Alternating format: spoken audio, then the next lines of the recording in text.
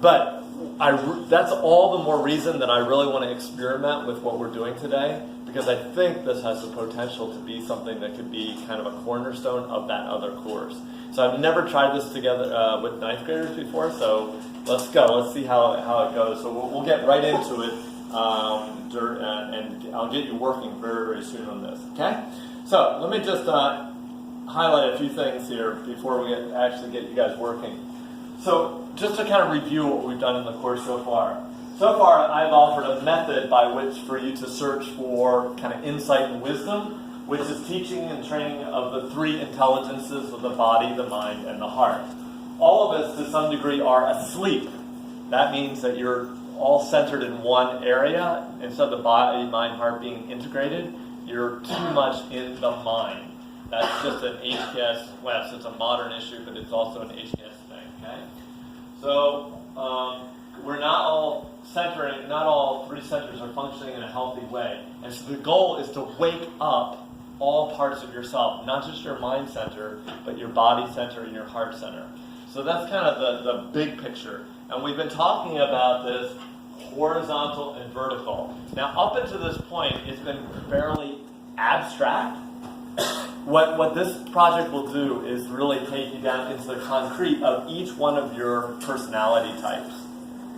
The personality type is this horizontal realm. And what we're going to try to do is balance your personality type with a spiritual practice that will kind of open you to this vertical dimension.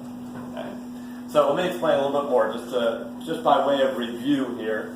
So this horizontal dimension focuses on your personality, your identity, your personal growth, the work you choose to do, acting in your social world, making a difference in the real world of space and time. This is a lot to do with psychology.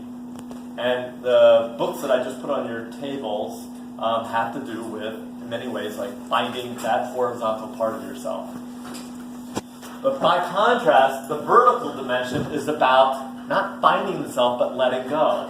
It's about being rather than doing. It's about emptiness rather than fullness. Opening to a spiritual self, which according to all the religious traditions we're looking at this semester, when you do that, when you open to that, you can experience what might be called being or presence. That thing that's kind of that invisible part of the not just the self, but of the world itself. It is about spaciousness, gathering of attention, and raising energy to a higher state. And this involves the invisible world of spirituality. So what we're trying to do, guys, is put together psychology and spirituality, horizontal and vertical, in one project. Okay? So, and I've used this quote with you before, but I think it really captures what we're trying to do. How do these two dimensions relate? John Wellwood explains in his book, if psychological work helps us find ourselves, spiritual work takes a step further, helping us let go of ourselves. So this is it, guys. To be honest, I really believe this is a template for the rest of your life. You want to do two things in your life. Find yourself, that's what adolescence is all about, finding yourself. But we have to tell you the other part of life, which is let going of yourself. That's the good life, according to all these spiritual traditions. And I'm so pleased that I finally have a tool in this Enneagram that can help you do both. Okay? Both find yourself and let go of yourself. So let me just introduce the Enneagram here a little bit. So to learn about yourself, I'd like to introduce a psychological tool called the Enneagram that provides 9 different ways to sense the world. While all of us have all 9 types, each of us also has our own particular approach to the world that is seen predominantly through one of these types. Now, here we go, guys. So the premise of all of this is that we all grow up with some body, mind, heart imbalance.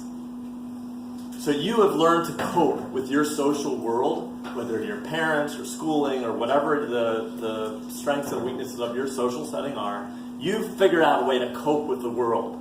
Some of those have been really good for you, but some of them have made you somewhat imbalanced. And that's fine, there's nothing wrong with it, but what we're trying to do is correct the imbalances and make you a fully functioning body, mind, heart, human being. Okay? So, And this imbalance becomes the chief feature of our horizontal ego-based life. In other words, your most prominent strength, okay, could at the same time be your most significant limitation. That's again a big concept. But the thing that you do best could become your worst enemy. Like, let's say you're super smart, you do really well. Well, what happens oftentimes? Because our community really values that, then you end up swelling up and getting a big ego because you're a winner in this game. Well, that cuts off all types of other things that world religions and just I think common sense say are important. It can cause breaks in relationships. It means you're not compassionate. You're tougher on other people. Maybe your human relationships are not so strong. So your strength could become your weakness, and what this will try to do is create a whole human being. Okay? So I think that's enough of an introduction. So let me tell you what we're going to do. You're going to go through some processes using this website, this blog that I wrote, and you're going to try to figure out your personality type. Okay? And working with my seniors, I think all of them at this point would say it's been really useful. There's always a concern, and if you want to talk about this, I'd be glad to talk to you. There's always a concern like, don't type me, don't put me into a box. I don't find this Enneagram, if you work with it enough, I don't find it really boxes you in. I'll just give you one example. One of my seniors, she tested, because there's an online test that I'll have you take in a few minutes, not right away. But you can take an online test that also tells you about the personality. Oh, you did, huh? Yeah. Okay.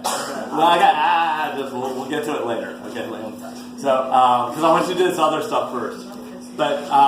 But she found out through conversation, reading the book, and all that we're pretty confident she was mistyped. Like the test wasn't actually accurate. So it's always a possibility. So I don't want you simply to run to the test. I think what I want you to do is do some thinking first. Okay, so you may just want to start by look at these 9 different types. We usually start with the 9 at the top. So peacemaker, reformer, helper, achiever, individualist, investigator, loyalist, enthusiast, challenger. And you may just want to think, like, what word do you think characterizes you best? That's a starting point. And then what you'll do is you'll go to this website that of the researcher. This is the same person that wrote this book, guy named Russ Hudson, who I spent a week with in London last summer. That's how I learned a lot of what I'm going to share with you today. They have just a great website. So what you'll do is you'll go to this website. Let's see, where do I have the website? Oh, and if you'd like to just listen to video intros, these are like 1 to 2 minute video intros by Russ Hudson. They're all linked right here. Let me see, where's the test? I'm sorry, the description. Oh, yeah. So if you just go here, then you go right to their website. And let's say you think, oh, maybe I'm a reformer. That is, I'm a rational, idealistic type. I'm principled, purposeful, self-controlled, and perfectionistic. Then you just hit that, and you learn more about your type.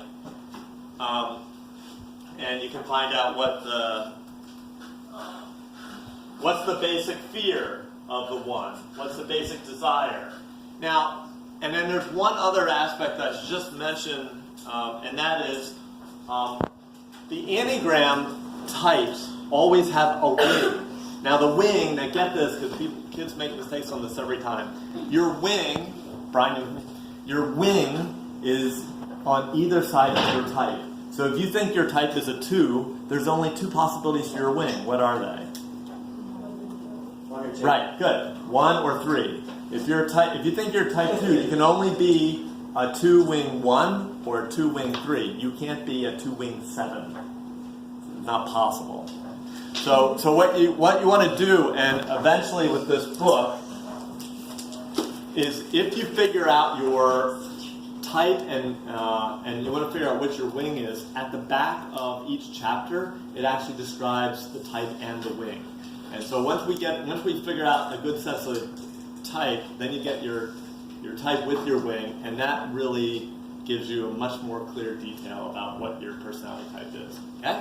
So, and then let me explain the last thing, where we're going with this longer term. Okay, so you'll do this, you'll look at this, and then after this, after you have a private conversation with me, then you can go to the test.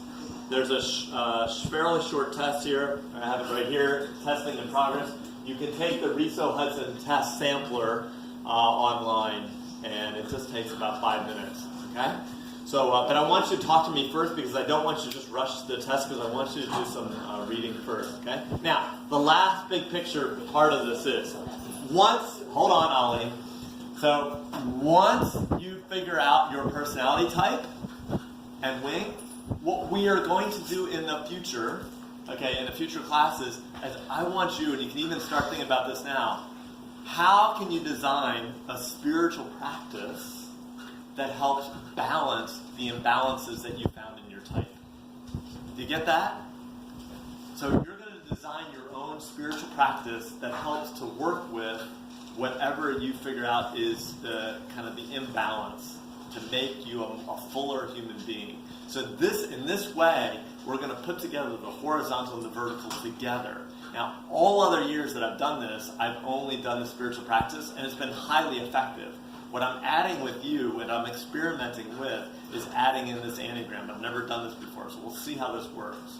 So the practical part of this is that after you, what I'd like you to do for next period, if time allows, we'll see how we go with this.